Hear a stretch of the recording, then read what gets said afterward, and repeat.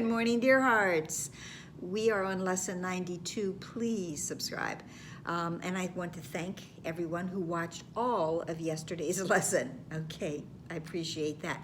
Today, obvious continuation from yesterday. Yesterday, miracles are seen in light. Today, miracles are seen in light, and light and strength are one. Now, the lesson begins by saying, you don't think of light as denoting strength, and we don't think of darkness as being weakness, but that's because what we think we see is all tied up with our body eyes, body brain. It says, thus you believe that you can change what you see by putting little bits of glass before your eyes.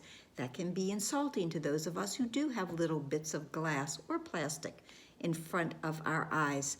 But it says that's part of the magical belief from the conviction that you are a body. Now, yesterday's lesson we introduced, and what will continue on as those of us who have done this more than one time, you are not a body.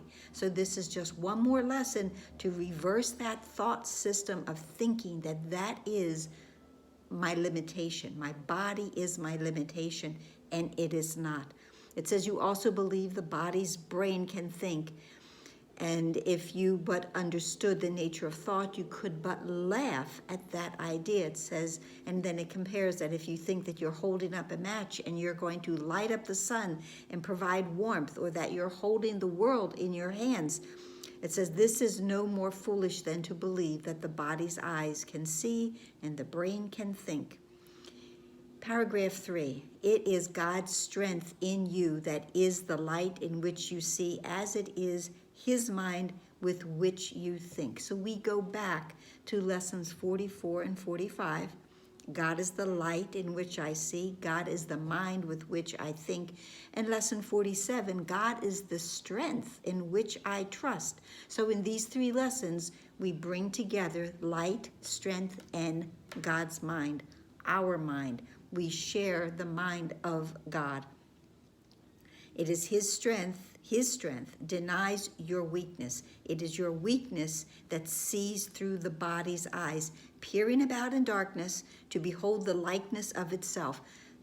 Thoughts don't leave its source. So if I'm coming from a darkened thought system, what I will perceive is darkness. The small, the weak, to behold the likeness of itself, the small, the weak, the sickly, and the dying, those in need, the helpless and afraid, the sad, the poor, the starving, and the joyless. These are seen through eyes that cannot see and cannot bless. These are eyes that do not have vision. Strength overlooks things by seeing. Now, this is one of those word combinations that could probably be read two ways, and one really wouldn't make sense, but it sees past appearances, not past appearances, but past the appearance. I don't see the appearance of what is in front of me. Strength has vision, and it doesn't look at what is right in front of me, but it sees beyond the appearance to see the light and the joy and what is beyond it.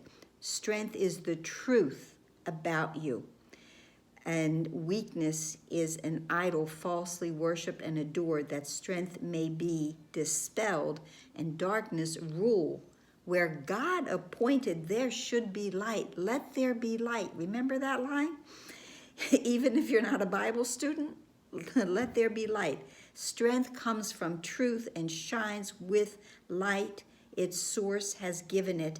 Weakness reflects the darkness of its maker. Again, here we have this distinction of from the ego and from spirit, from source, from God.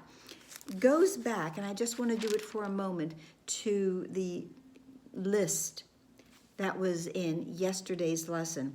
And it started with, I am not weak but strong, not helpless but powerful, and broke it down to the characteristics of ego as opposed to the characteristics of spirit or God.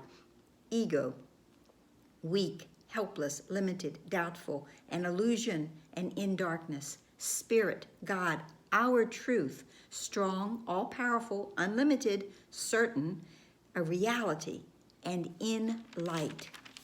So this, again, this lesson is drawing from our most recent lesson, and again, back to part of the first 50 lessons, which were truly are a foundation of every lesson going forward.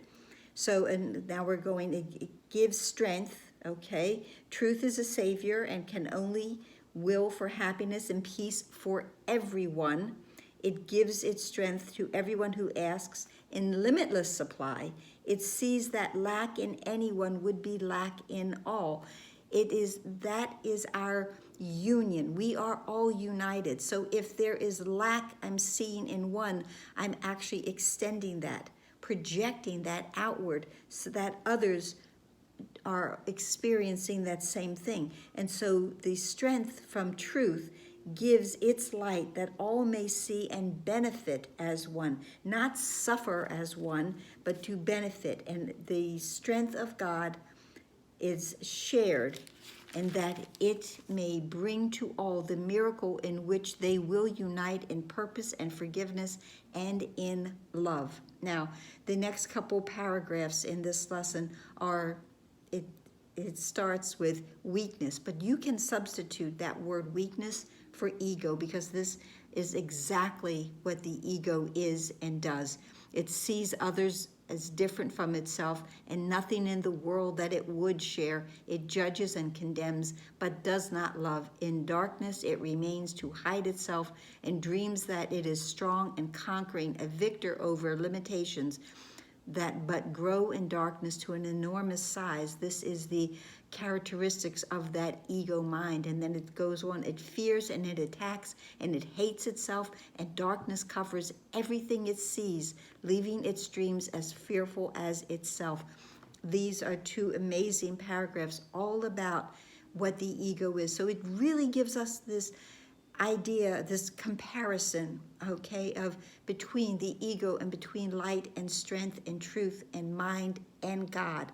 The light of strength is constant, such as love. Love is constant. Love is consistent, forever glad to give itself away because it cannot give but to itself. And here's another one of our rules, our laws of God, that to give and to receive are one in truth, and no one can ask in vain to share its sight, its vision, and none who enters its abode can leave without a miracle before his eyes and strength and light abiding in his heart.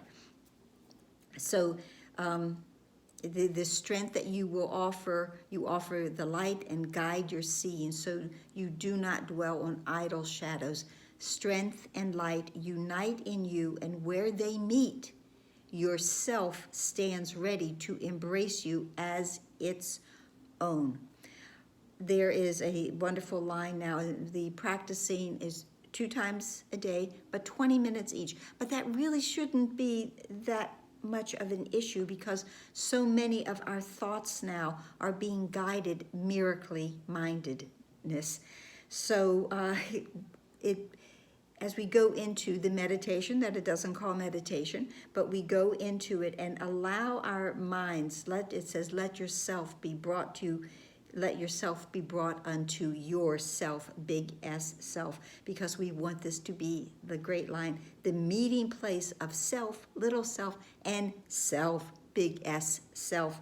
We want to unite the two that we believe are separate into the oneness that they truly are. And it says where light and strength are one. And we practice this in the morning and in the evening and during the day. Remind ourselves as often as possible that miracles are seen in light and strength are one, and I am part of that. Okay, remind yourself of that. And I used a story, just to finish up, I used a story in previous years that I've done this, of the difference between brain and mind. And for that, I used the scarecrow from Wizard of Oz. And the Wizard of Oz, the scarecrow, the story is he wants to have a brain, I want a brain. I'm going to the wizard to have a brain. But his actions during the journey with his traveling companions showed that he already was of mind, one mind, because all of his actions, everything he did, were for the good and the protection of the community that he was in. His traveling companions, Dorothy, Toto, the Cowardly Lion, and the Tin Man, all of them, all of his actions were for the union and the good of all. So he already possessed a mind because it was of oneness. And then when he got a piece of paper, he believed he now had a brain. But which really was more significant, the mind that he already possessed or a brain? So that's it for today. I hope it helped. Please like, please share, please subscribe, please comment. Please pray for this light to just blend over, fall over each and every one of us, that we all will know in truth we are one. Namaste.